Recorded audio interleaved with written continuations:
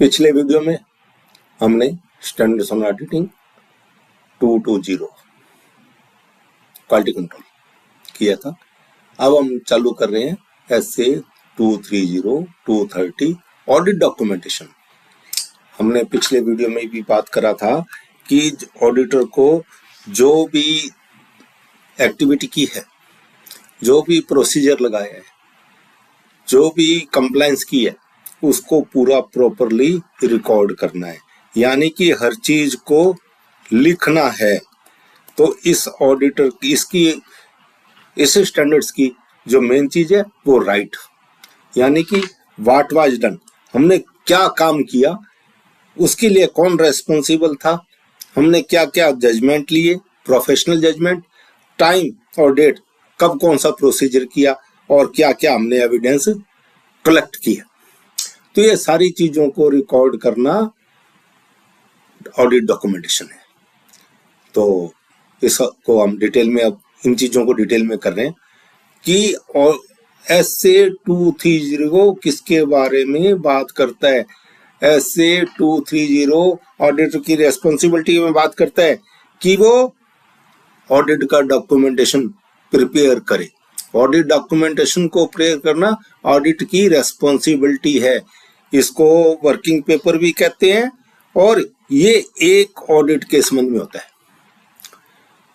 अगर इसको हम सीधे वर्डों में कहें कि जो काम किया, जो देखा, जो सोचा, जो कंक्लूड किया ऑडिट के दौरान में, जो हमने देखा, जो हमने चेक किया, जिसके बारे में हमने विचार किया और उस पर हमने जजमेंट लेके कंक्लूजन कर लिया, इस चीज को पूरे को रिकॉर्ड करना, इसका ही ऑडिट डॉक्यूमेंटेशन है। कि इसका ऑब्जेक्टिव का प्रिपेयर क्या हुआ कि हमें बताना पड़ेगा कि हमने ऑडिट का जो करी है उसके लिए हमने पूरे का पूरा रिकॉर्ड कर लिया कि ऑडिट हमने प्लान करी थी, उसके हिसाब से पूरा परफॉर्म किया है, उसका एविडेंस है। और ये सफिशिएंट रिकॉर्ड है कि ऑडिटर ने ओपिनियन कैसे और किस बेस पे ड्रॉ करी। अगर ऑडिटर ये पूरा रिकॉर्ड नहीं करेगा, काम बहुत अच्छे से कर लिया पर रिकॉर्डिंग कुछ नहीं किया, तो माना जाएगा कि हमने कोई काम किया ही नहीं था, वैसे ही ऑडिट रिपोर्ट बना दी बिना कोई चेकिंग किए, बिना कोई प्लानिंग किए, ना कोई हमने प्रोसीजर परफॉर्म किया। तो इसको करने के लिए हमें जरूरी है कि हमने जो काम किया, किसने वो काम किया, कब वो काम किया, उसको पूरे का पूरा रिकॉर्ड करेंगे। इसे कहेंगे ऑडिट डॉक्यूमेंटेशन। ये हमें क्या करता है, ये प्रूफ है हमारे पास किस चीज का, सफिशिएंट एंड अप्रूव्ड रिकॉर्ड है किस चीज का, कि ऑडिटर ने जो ओपिनियन बनाई थी वो ऑडिट को प्लानिंग और परफॉर्मिंग कर, सारे प्रोसीजर लगाकर as per standards on auditing उसने और सारी रेगुलर रिक्वायरमेंट की पालना करते हुए ऑडिट को किया था। तो उसके लिए जो हमने सारे जो स्टेप्स किए उनको प्रॉपरली लिखना, ये हमारा ऑडिट डॉक्यूमेंटेशन हुआ। ये क्या प्रूव करता है कि हमने जो उसका एविडेंस है कि जो हमने एक्टिविटी की, हमने जैसी हमारी ओपिनियन किस पे निकाली और जो हमने स्टैंडर्ड्स की कंप्लायंस की, उसका पूरे का ये रिटर्न रिकॉर्ड है। तो ये इसका ऑब्जेक्टिव है, इसको अच्छे से याद करना है कि ये हमें sufficient and appropriate record provide करता है कि ऑडिटर ने ओपिनियन का क्या बेस था। डॉक्यूमेंटेशन क्यों इंपॉर्टेंट है? ऑडिट डॉक्यूमेंटेशन जो है वो ऑडिट की एविडेंस की बैकबोन है। उस पे ही सारी ऑडिट की हुई है कि अब मैं कल कोई पूछे कि आपने ऑडिट कैसे करी थी, क्या क्या प्रोसीजर किए थे, अगर हमारे पास रिटर्न में कुछ नहीं है, हम वर्बल बताते रहेंगे तो कोई नहीं मानेगा कि हमने प्रोसीजर लगाए थे। यही माना जाएगा कि हमने तो ओपिनियन उसको सरसरी देखा और ओपिनियन अपनी ऑडिट रिपोर्ट को बना के दे दिया। अगर हमने पूरे किए काम को रिकॉर्ड रखा तो वो ऑडिटर को हमारे परफॉर्म करने में काम आएगी कि इसके बारे में हमें ये बताएगा कि ऑडिट जो प्रॉपरली कंडक्ट की गई थी, कि प्रॉपरली हमने कंडक्ट की गई थी। और जो ऑडिटर का एंगेजमेंट पार्टनर है वो रिव्यू करने के लिए, सुपरविजन करने के लिए, किसी आर्टिकल ने या किसी ऑडिट असिस्टेंट ने कोई काम किया, उसने बता दिया मैंने कर लिया, तो अगर वो लिखित में उससे हमारा रिकॉर्ड नहीं है उसने क्या काम किया, अगर उसको पूरा उसने रिकॉर्ड करके लाया है तो वो जो सुपरविजन करने वाला है वो उसको रिव्यू कर पाएगा, वो उसको सुपरवाइज कर पाएगा और उसको और कोई डायरेक्शन भी दे पाएगा कि तूने ये काम ऐसे नहीं किया, ऐसे पूरा करना था। अगर उसने जवानी से आके कह दिया कि मैंने तो पूरा कर लिया, तो उसके बारे में वो क्या डायरेक्ट करेगा? अगर वो पूरा उसके पास रिकॉर्ड है तो वो हमारे पास रिकॉर्ड रहेगा। ये ऑडिटर जो अपना कंक्लूजन ड्रॉ करेगा, हमारे पास सब चीजें लिख के आ गई कि इसमें ये कमी है, इसमें ये कमी है, तो उसको जो एंगेजमेंट पार्टनर है वो उसमें कंक्लूजन करने में रहेगा कि ये सारी अकाउंटिंग सही है या इसमें कुछ कमियां रह गई हैं, तो उसको हम दूर कर सकते हैं। और अब जो होता है पीयर रिव्यू भी होता है, लीगल प्रोसीडिंग में भी हमारे पास होती है। दूसरा हमारा अगर हमारी फर्म का इंस्पेक्शन हो कि हमने ऑडिट को प्लानिंग करके परफॉर्म किया था, प्रॉपरली परफॉर्म किया था, तो उसके लिए हमें ये हेल्प करता है। यानी कि ऑडिटर के लिए ऑडिट एविडेंस करना उतना ही जरूरी है जितना कि ऑडिट के प्रोसीजर लगाना। ऑडिट अगर हम पूरे प्रोसीजर लगा के पूरे स्टैंडर्ड्स की पालना करके भी हमने ऑडिट करी है, पर हमने उसका ऑडिट एविडेंस नहीं रखा, उसका एविडेंस नहीं रखा कि उसको हमने रिकॉर्ड नहीं किया, तो यह माना जाएगा कि हमने कोई प्रोसीजर नहीं लगाया, ना हमने ऑडिट प्लान कर परफॉर्म की है। अगर ऑडिटर की प्लानिंग एंड परफॉर्म के हिसाब से उसको हमें साबित करना है कि हमने पूरा प्रोसीजर पालना की है, तो ऑडिट एविडेंस बहुत जरूरी है।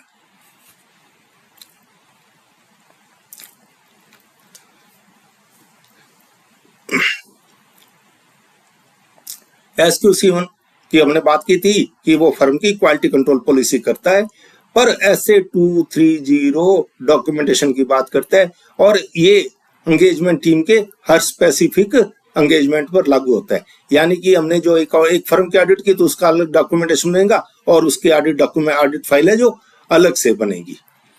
ऑडिट डॉक्यूमेंटेशन में क्या क्या चीजें शामिल करेंगी? ऑडिट डॉक्यूमेंटेशन में ऑडिट प्रोसीजर परफॉर्म किए गए हैं उनकी होगी, और जो एविडेंस ऑब्टेन किए हैं उनको, और कंक्लूजन के आधार पे जो कंक्लूजन निकाला है, record of audit procedure perform, evidence obtain and conclusion reached. पहले भी पूरी बात कर सके कि ऑडिट डॉक्यूमेंटेशन में हम इन चीजों को रिकॉर्ड करेंगे। ये पूरी बात कर सकते हैं, हम पहले भी बात कर चुके हैं, दोबारा एक बार फिर कर लेते हैं कि हमारा एविडेंस है कि हमने स्टैंडर्ड्स ऑन ऑडिट को पालना की है, लॉ एंड रेगुलेशन की पालना की है। सुपरविजन रिव्यू का बेस वो है, फ्यूचर ऑडिट में भी हमें काम आएगा। अगर हमने एक फर्म की ऑडिट की है, उसमें वो हमने पूरे जो प्रोसीजर लगाए हैं, उसके बारे में जो हमें कमियां मिली उनको भी हमने पूरा रिकॉर्ड किया है उसके बारे में, तो अगर हम अगली ऑडिट करने जाते हैं उसी फर्म की द्वारा, तो हमारे पास पिछली ऑडिट में रिकॉर्ड होगा कि इसमें यहाँ कमियां थी, यहाँ हमने देखा था, यहाँ सही पाया गया था, तो वह हमें अगली ऑडिट में भी मदद करेगा। और जब हमारा दूसरा ऑडिटर देखने आएगा, पीयर रिव्यू उसको बोलते हैं। पीयर रिव्यू में क्या है कि हमारी जो हमने ऑडिट्स किए हैं उसके बारे में दूसरी फर्में हमारे काम को रिव्यू करती हैं और अपनी रिपोर्ट देती हैं, और अभी लिस्टेड कंपनी के लिए वही वो आदमी ऑडिट कर सकता है जिसकी फर्म पीयर रिव्यूड हो। अभी कर दिया इंस्टीट्यूट ने जो जारी कर दिया कि जिसके 3 मेंबर हैं उनको पीयर रिव्यू करवाना जरूरी है। तो पीयर रिव्यू का आके हमारे काम का जब रिव्यू करेगा, तो हमारे पास अगर ऑडिट रिकॉर्ड नहीं होगा तो वो कैसे मानेगा कि हम हमारा काम पूरा स्टैंडर्ड्स और के हिसाब से कर रहा है, लॉ एंड रेगुलेशन को फॉलो कर रहा है। तो उसके लिए भी ऑडिट डॉक्यूमेंटेशन बहुत जरूरी होता है।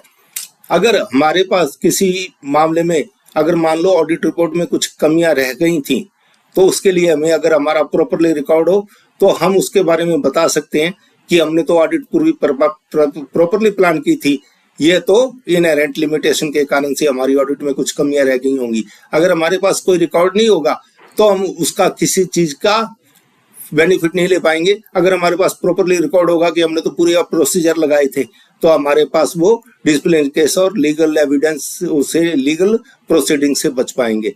और ये हमें साथ साथ कि हमने कोई काम किया उसमें कोई कमी आ गई तो आगे हम और प्रोसीजर लगा सकते हैं, तो ये हमें हेल्प करेगा प्लान करने में, परफॉर्म करने में। अगर कोई हमें नई एविडेंस मिलती है तो उसके हिसाब से अगर आगे हमें ऑडिट प्रोसीजर नए लगाने पड़ते हैं, नई प्लानिंग में सुधार करना पड़ता है, तो हम उसमें जो प्लानिंग में चेंज करेंगे उसको भी रिकॉर्ड करेंगे। तो इससे हमारा पक्का रहेगा कि हमें आगे भी जो करना है सुधार अपनी ऑडिट में, उसको भी हमें रिकॉर्ड किया था। तो इससे हमें हमारे पास पूरे प्रूफ रहेंगे कि हमने ऑडिट को पूरा प्लान करके परफॉर्म किया है। ऑडिट में डॉक्यूमेंटेशन में क्या क्या शामिल करेंगे, अभी तो हमने इतनी बात कर ली तो समझ आ गया होगा कि हमने कब कब ऑडिट प्रोसीजर लगाया, उसका क्या नेचर था, कब गया और कितना किया। नेचर, हमने क्या काम किया, कितने समय किया, कब किया और कितना लग किया, और उसका रिजल्ट हमारे पास क्या निकला, उन प्रोसीजर से हमारे पास सामने क्या आया कि कोई कमियां आई या सारा सही पाया गया।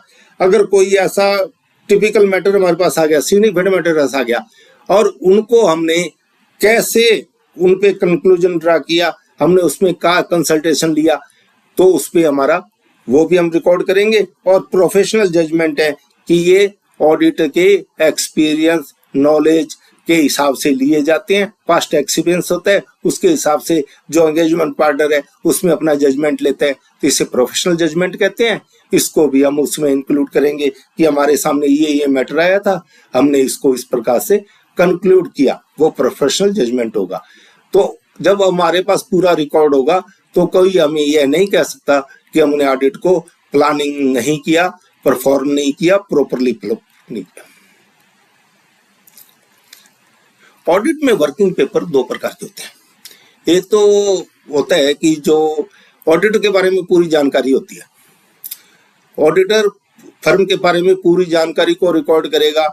उसके जो है कि अगर कंपनी है तो उसके board resolution, MAO memorandum of association, article of association, अगर कोई उसके लोन लिए हैं तो उसके एग्रीमेंट्स को, उसके पैन कार्ड को, उसके डायरेक्टर्स की रिपोर्ट को, उनको क्या है कि पूरे का पूरा रिकॉर्ड करके रखेगा, उस फर्म के बारे में पूरी जानकारी रखेगा। और दूसरी होती है उसकी करंट फाइल। करंट फाइल में क्या है कि करंट ईयर की जो हमने उसकी बैलेंस शीट है, उसके जो ऑडिट प्रोग्राम बनाया था, जो हमने उसके शेड्यूल्स बनाए थे, वो पूरे के पूरे इस साल में रखेंगे। इस साल की ऑडिट के संबंध में करंट ईयर का जो रिकॉर्ड होगा वो पूरे का पूरा रखेगा कि हमने इसके बारे में जो एथिकल कंफर्मेशन लिए थे उनको भी लगेगा। तो परमानेंट फाइल है, ये हमेशा के लिए रहेगी। इसके बारे में बहुत सारी चीजें आएंगी, इसमें क्लाइंट की पूरी इंफॉर्मेशन आएगी, डायरेक्टर्स की पूरी इंफॉर्मेशन आएगी, अगर पार्टनरशिप फर्म है पार्टनर्स की पूरी इंफॉर्मेशन आएगी, उनके पैन कार्ड आएंगे, उनके आधार कार्ड नंबर आएंगे। वो जो परमानेंट है, अगर पार्टनरशिप फर्म है तो ये बोर्ड इसकी MAO की जगह उनकी पार्टनरशिप डीड आ जाएंगी, तो उनके बारे में पूरी जानकारी उनकी परमानेंट फाइल में रखी जाएगी। और इसमें करंट ईयर में करंट फाइल में करंट ईयर की ऑडिट के जो एविडेंस हमने की है, जो डॉक्यूमेंटेशन हमने किया, जो उसकी मेन बैलेंस शीट हमने ड्रॉ की, जो ऑडिट रिपोर्ट है, वो सारी चीजें इसमें रखी जाएंगी।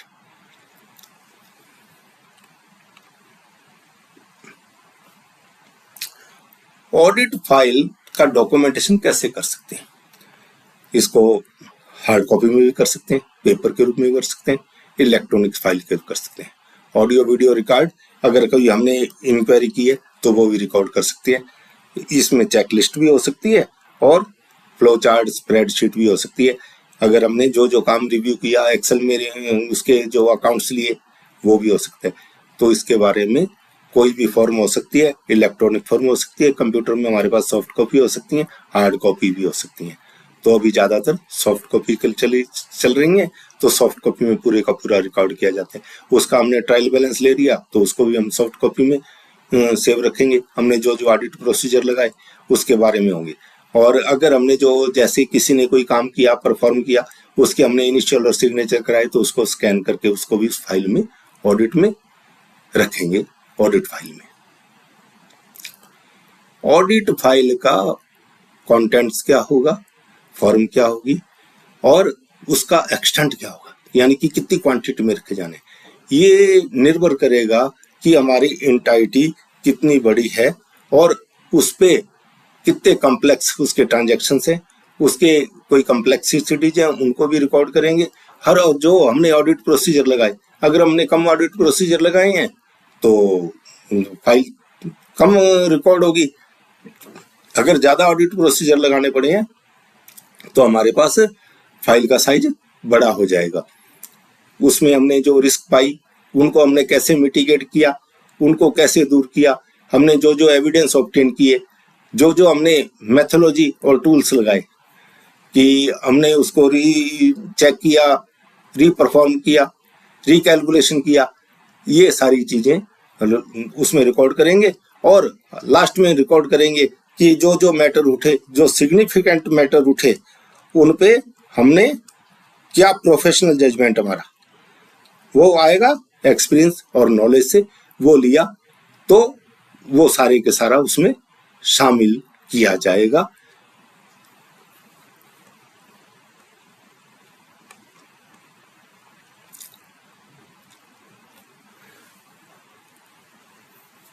डॉक्यूमेंट्स में हमने अभी बात करी थी कि जिसने जो काम परफॉर्म किया उसको इंक्लूड करेंगे कि किसने वो पेपर बनाया, कब बनाया, उसको किसने रिव्यू किया,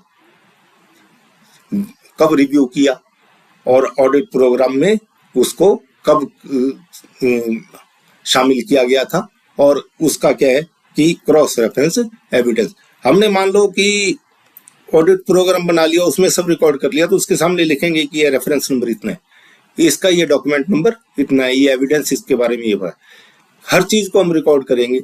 हमने पहले किया कि हमने जर्नल लेजर चेक करना है, उसका ट्रायल बैलेंस चेक करना है, उसके ट्रायल बैलेंस के रिसीट्स को चेक करना है, रिसीट को किसने चेक किया, तो जो रिसीट को चेकिंग की रिपोर्ट है तो उस ऑडिट प्रोग्राम के उसके सामने लिखेंगे कि ये फला आदमी ने चेक किया, इतनी तारीख को चेक किया, इसका एविडेंस नंबर इतना है। तो ये क्रॉस रेफरेंस इसको को बोलेंगे कि कब चेक, किसने चेक किया, कब चेक किया, उसके बारे में जो डिटेल है उस ऑडिट का, उसका नंबर है जो उसके सामने लिखेंगे।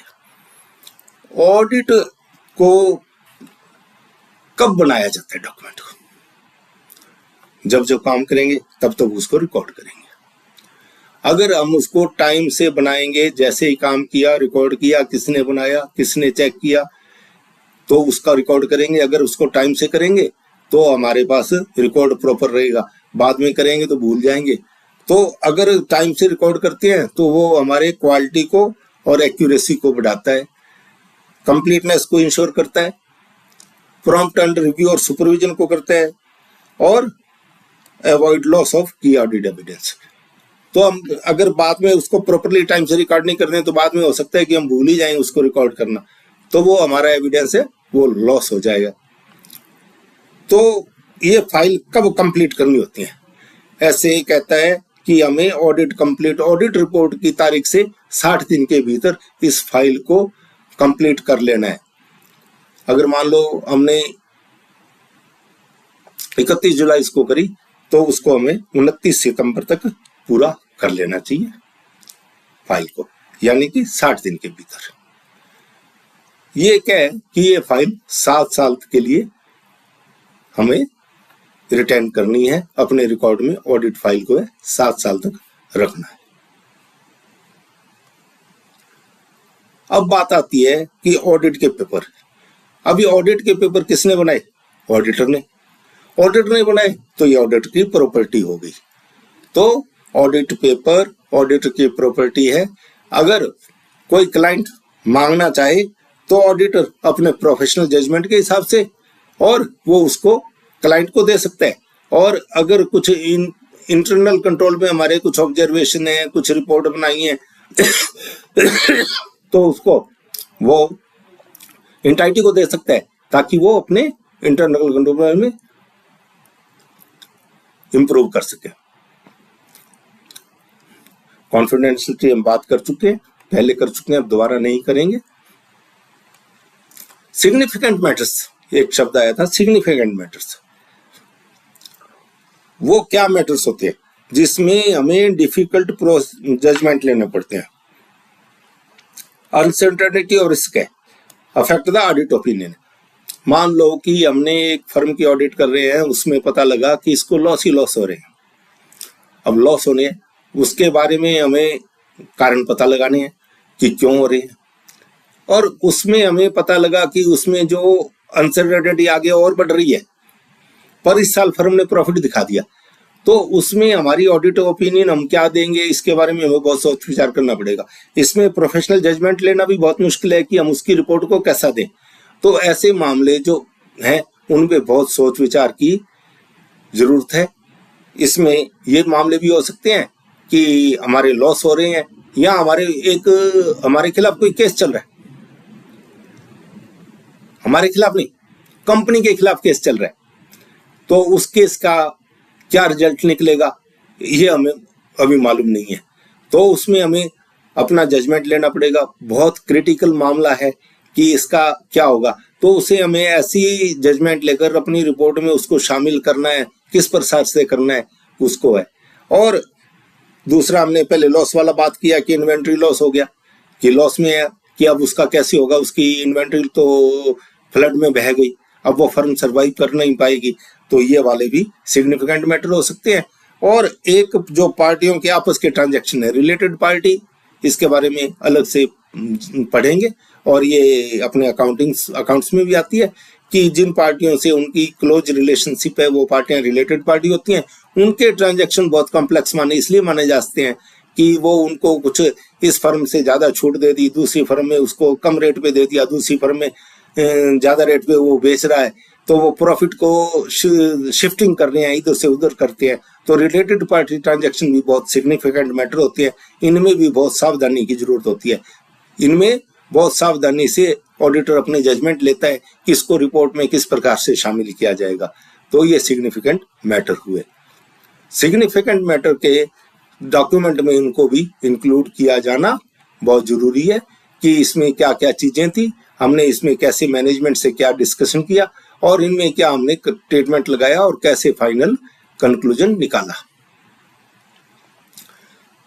क्या ऑडिट रिपोर्ट, ऑडिट फाइल में रिपोर्ट की डेट के बाद चेंज किया जा सकता है? अरे भाई, जब तक 60 दिन तक जब तक ऑडिट रिपोर्ट को, फाइल को 60 दिन में बना सकते हैं, 60 दिन में इस फाइल को कंप्लीट कर लेंगे।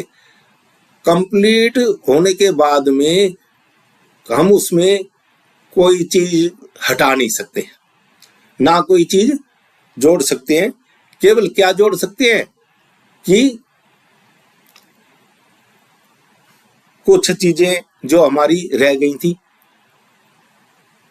और उसको हम प्रॉपरली रिकॉर्ड करेंगे कि वो चीज क्यों चेंज की गई, उसकी क्या जरूरत थी, किसने वो चेंज किया और कब वो चेंज किया। कि अगर हमारा कोई डॉक्यूमेंट हमारा उस फाइल में ऐड करने से रह गया तो उसको हम बाद में ऐड कर सकते हैं, पर कोई चीज उसमें से हटा नहीं सकते। और वो चेंज में हम ये लिखेंगे कि हमने क्या चेंज किया, कब चेंज किया, किसने चेंज किया, क्यों चेंज किया, किसने परमिट किया, ये पूरा उसका रिकॉर्ड करेंगे। डॉक्यूमेंटेशन में क्वालिटी कंट्रोल के लिए क्यों जरूरी है?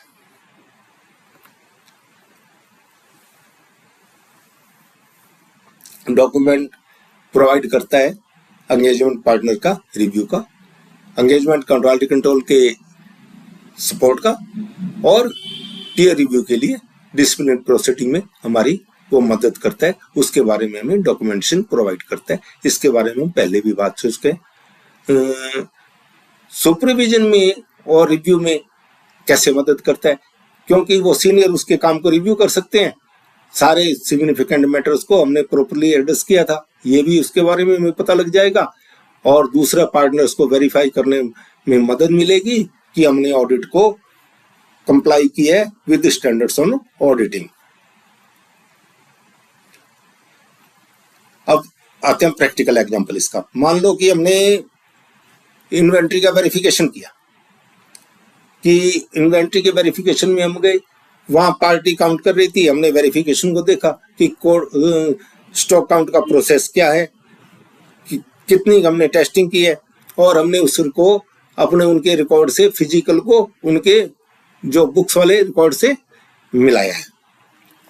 अगर हम केवल उस वहां फिजिकल अटेंडेंस में नहीं जाए, उनके काउंट प्रोसेस को नहीं देखें और उनकी काउंटिंग वाले प्रोसेस को देखते हुए हम उसके मिलान नहीं करें, केवल हमने निकाला कि वो उसके स्टॉक रिपोर्ट होने वाली, इन्वेंट्री रिपोर्ट वाला, अगर उस पर टिक लगा के रख लिया तो वो क्या है कि इसका रिकॉर्ड नहीं होगा। हमें पूरा रिकॉर्ड करना पड़ेगा कि हम कब गए, उसके अटेंडेंस स्टॉक का जब काउंटिंग हो रही थी तब हम प्रेजेंट रहे, उसकी जो लिस्टें बनी उस समय काउंटिंग की, उनको लिस्टों को निकाला, हमने उनका रिकॉर्ड से मिलान किया, वो पूरे का पूरा रिकॉर्ड करेंगे तो ठीक होगा। अगर केवल हमने स्टॉक का प्रिंट निकाल लिया स्टॉक रजिस्टर से और उस पर टिक लगा के रख लिया, वेरीफाइड लिख के रख लिया, तो वो रिकॉर्ड नहीं माना जाएगा, पूरे का पूरा रिकॉर्ड करना पड़ेगा। अगर हमने लीगल केस को देखा कि लीगल केस क्या है, तो हम उनके वकील जी से, उनके लॉयर से हम सलाह लें, उसके बारे में पूरी जानकारी लेके अपने रिकॉर्ड में रखेंगे और अपनी फाइल में रखेंगे।